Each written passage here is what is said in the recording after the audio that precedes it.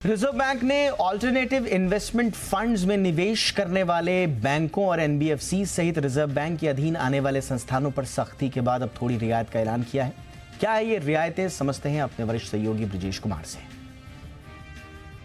Reserve bank ने बैंकों, NBFCs और दूसरे वित्तीय संस्थानों के एआईएफ में निवेश से जुड़े सर्कुलर पर राहत दी है। रिजर्व बैंक ने दिसंबर में जो सर्कुलर जारी किया था उसमें काफ़ी पाबंदियां लगाई गई थी ताकि एआईएफ के रास्ते से जो लोन की एवरग्रीनिंग की आशंकाएं थी उसे दूर किया जा सके। अब जो रिजर्व बैंक ने नया सर्कुलर जारी किया है उसमें 3-4 मोटे तौर पर रियायतें दी गई हैं। पहली जो और सबसे बड़ी जो रियायत दी गई है वो ये कहा गया है कि बैंक, एनबीएफसीज और जो वित्तीय संस्थान हैं वो एआईएफ में जितनी रकम का निवेश करेंगे उस पूरी रकम पर प्रोविजनिंग नहीं करनी पड़ेगी, बल्कि केवल उसी रकम पर प्रोविजनिंग करनी होगी जितनी कि एआईएफ ने इन बैंकों, वित्तीय संस्थानों और एनबीएफसीज की कर्जदार कंपनी में कोई निवेश किया हुआ हो।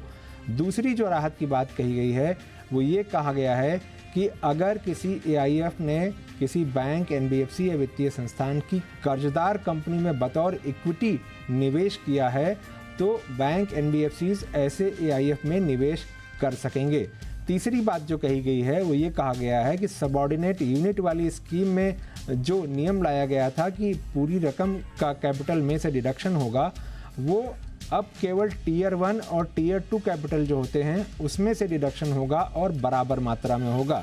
चौथी बात जो कही गई है वो ये कही गई है कि अगर एआईएफ में निवेश किसी फंड ऑफ फंड या म्यूचुअल फंड या किसी और इंटरमीडियरी के रास्ते होता है तो उन पर ये सर्कुलर यानी जो पहले पाबंदियां लगाई गई थी रिजर्व बैंक की तरफ से वो लागू नहीं होंगी।